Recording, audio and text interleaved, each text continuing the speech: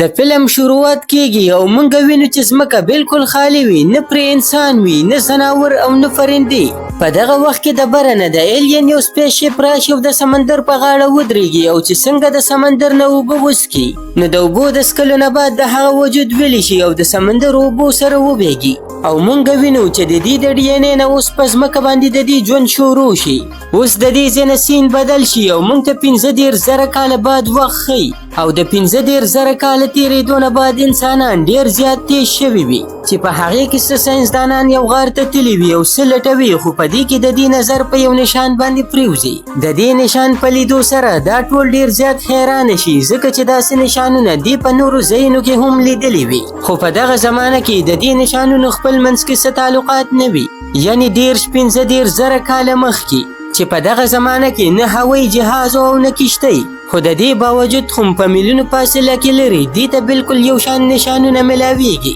او په فلم کې چې دا کم سین شروع وي نو دا د 2091 وخت وي، یعنی د موجوده دور نه هم ډیره وړاندې خبره وي. د دې نه پس مونږ یو سپیس شیپ وینو او په دغه سپیس شیپ کې د ساینسدانانو یو ټیم وي چې په هغې کې 19 کسان وي چې په میشن باندې د تلو نه مخکې دغه 19 کسان نمبر په نمبر په یو ډیوایس کې 28 میاشتې بندي، او په دې 19 کسانو کې د انسان په شکل باندې یو روبوټ هم وي چې د هغه نوم ډینل وي. او د 28 میاشتو پوره کېدو نه بعد دا ټول نمبر په نمبر د ډیوایس نه راوباسي او سپیس شیپ په میشن باندې وځي. خو چې کله دی خپل سپیس شیپ د غټو غرونو منځ ته بوځي نو هلته کې دی ته په کاڼو کې یو سټرکچر ښکاره شي چې په دې کې یو ساینسدان د سپیس شیپ پایلټ ته په دغه ځای کې د سپیس شیپ ورکوزولو دپاره ووایي. د سپیس شیپ پایلټ د دغه ساینسدان خبره ومني او بیا خپل سپیس شیپ دغه سټرکچر سره خوا کې راکوز کړي. د سپیس شیپ د راکوزېدو نه بعد دا ټول ډېر زیات خوشحاله وي او چې څنګه د دغه سټرکچر د کتلو دپاره وځي نو په دې کې ورته د سپیس شیپ پایلټ وایي چې په شپه راتلو کې صرف 2 غنټې پاتې دي،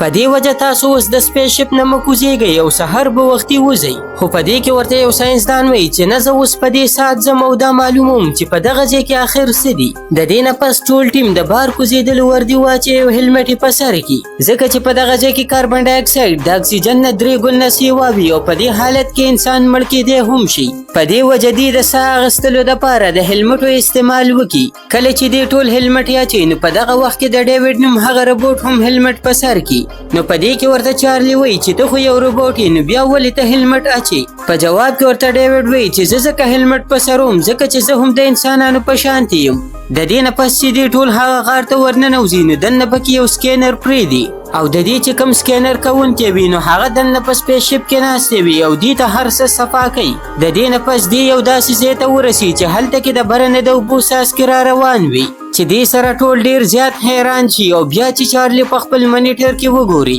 نو پته ورته ولګي چې د دې ځای ماحول هم بالکل د ځمکې په شان دی. په دې وجه دې د خپل هیلمټ وباسلو فیصله وکړي او نورو ملګرو ته هم ووایي، خو هغې چارلي د داسې کولو نه منې کړي او چارلي د دې باوجود هم هیلمټ وباسي. خو د هیلمټ وباسلو نه پس هم چارلي ته څه نقصان ورونه رسي، یعنې چې د دغه ځای ماحول بالکل محفوظ وي. چې د هغې نه پس دا نور هم خپل هیلمټ یې وباسي او مخکې روان شي. خو د لږ مخکې تلو نه پس ډیوډ چې یو روبوټ وي هغه ته په دیوال باندې څه نشانونه میلاو شي چې بالکل د ګیلو په شان وي او چې څنګه شاته وګوري نو په دې کې د رڼا یو څو ټیکنیکل مجسمې را روانې وي چې د ده د وجود نه وارو بار وځي. دا چې وویني نو دې ټول ډېر زیات ویریږي او دغه مجسمو پسې شاته روان شي چې په هغې کې یوه مجسمه ډېره شاته پاتې شي او د منډو وهلو په دوران کې را پرېوځي. او چې څنګه هغه نورې مجسمې د غار په ګیټ باندې وځي نو په دې کې د غار دروازه بندې شي او هغه یوه مجسمه دننه پاتې شي. او چې کله دې د هغه مجسمې خواله ورسي نو هغه ځای کې یو مړ لاش پروت وي. دې ټول ډېر زیات حیران وي چې دا آخر څه شی دی، خو په دې کې ورته یو ساینسدان وایي چې څنګه زمونږ په دنیا کې CCTV کیمرې دي نو دغه شان د دې هم یو ټیکنالوژي وي چې څیزونه ریکارډ کوي. د دې نه پس دې سپیس شیپ ته د دغه لاش راوړلو فیصله وکړي، خو چونکې د دغه لاس سر په دروازه کې ګیر وي او په دغه وجه دې ډېر زیات پریشانه وي چې دا دروازه به څنګه کولاوو. خو په دې کې ډیوډ چې یو روبوټ وي هغه د یو کوډ په مدد سره دغه دروازه کولاو کړي او چې وګوري نو د دروازې دویم اړخ ته په حقیقت کې د دغه ایلین سر وي. او چې لږ غونته کې مخکې لاړ شي نو یو غټ حال ته ورسي چې په هغې کې ډېر عجیبه غونته کې پینټینګ جوړ شوی وي، خو د دې دغه ځای ته په ورتلو سره دغه پینټینګ په ویلي کېدو شي چې په دې کې ورته شان وایي چې زموږ په راتلو باندې په دې ځای کې څه ګډوډ کېدو واله دي او موږ له زر تر زره د دې ځای نه وتل پکار دي. په دې دوران کې چې ډیوډ وګوري نو په دغه ځای کې د یوې مټکې نه د تور رنګ اوبه راوځي او چې څنګه دی د چک کولو دپاره خواله ورشي وګوري نو هغه د ایلینز ډي ان اے وي او د دې نه دې ته دا اندازه وشي چې په دې ځای کې ایلینز اوسېدل او خپلو ملګرو ته وایي چې څنګه موږ د انسان په شکل کې د روبوټ جوړولو کوشش کوو نو دغه شانتې ایلین هم د یو نوې ټکنالوژي تیارولو کوششونه کوي د دې په منځ کې دا خبرې شروع وي چې په دې کې ورته د سپیس شپ پایلټ کال وکړي او ورته وایي چې زر تر زره واپس سپیس شپ ته راشي ځکه چې 10 منټه بعد یو غټ طوفان راتلو واله دی چې بیا ډیوډ په پټه باندې د دغه تورو اوبو مټکو نه یوه مټکه راپټه کړي خو ډیوډ ولې داسې کول غواړي او په دې مټکو باندې به څه کوي دا به په دې ویډیو کې وروسته پته لګي د دې نه پس دې ټول د سپیس شپ طرف ته روان شي چې په دې کې یو غټ طوفان راشي او چې څنګه سپیس شپ ته رسېدو واله وي نو په دې کې د دې نه د ایلین هغه سر وغورځېږي او ډاکټر شان ورپسې د ګاډي نه راودانګي او دغه سر اوچت کړي چې د دې نه پس دې ټول سپیس شپ ته ډېر په مشکل سره ورسي خو اوس هم د دې دوه ملګري په غار کې پاتې وي ځکه چې د مشن په دوران کې دغه دواړه د دې نه جدا شوي وي چې بیا ورته د سپیس شپ کیپټن وایي چې تاسو دواړه په دغه ځای کې ایثار شئ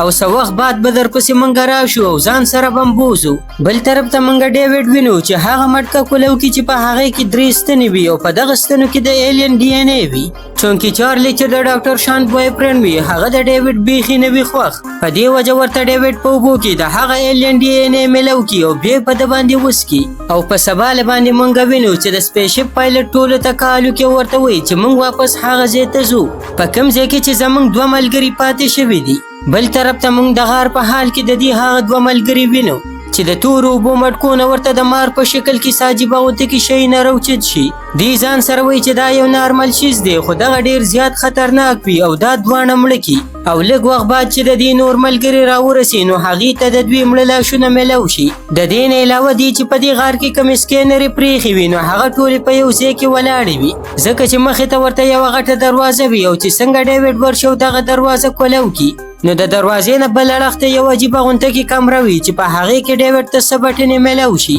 او چې څنګه ډیوډ دغه بټنې ووهي نو د تصویرانو په شکل کې بیا هغه شان مجسمې را روانې شي چې په هغې کې یوه مجسمه په کرسۍ کې کینی نو د هغې نه بعد په دغه کمره کې هغه پینټینګ کوم چې دې مخکې لیدلی وي هغه هم بلکل د رڼا په شکل کې اکټیو شي او په ټوله کمره کې یو عجیبه غونډه کې منظر جوړ شي د دې هر څه نه بعد چې دا لایټونه کله بند شي نو ډیوډ د یو چیمبر خواله لاړ شي چې وګوري نو په هغې کې اوس هم یو ایلین پروت وي چې ژوندی وي خو صرف کوده شوی وي په دې دوران کې چې دې ټول یو ځای ته راجمع شي نو د چارلی طبیعت اچانک خراب شي ځکه چې تېره شپه ډیوډ په ده باندې د ډي ان اے کم یو بسکلي وي نو دا هر څه د هغې د لاسه وشي د دې نه پس چې ډاکټر شان د چارلی سترګې وګوري نو ټولو ته زر واپس د تللو دپاره ووایي ځکه چې د چارلی طبیعت وخت د وخته خرابېږي او دې سپیس شپ ته هم کال وکړي چې موږ ته وروستۍ دروازه کولو کوي موږ واپس در روان یو او چې کله دې سپیس شپ ته ورسي نو د سپیس شپ کیپټن ورته وایي چې زه چارلی سپیس شپ ته نشم پرېښودلی ځکه چې هغه د وایرس نه انفیکټډ دی او دې سره به نورو ته هم خطره جوړه شي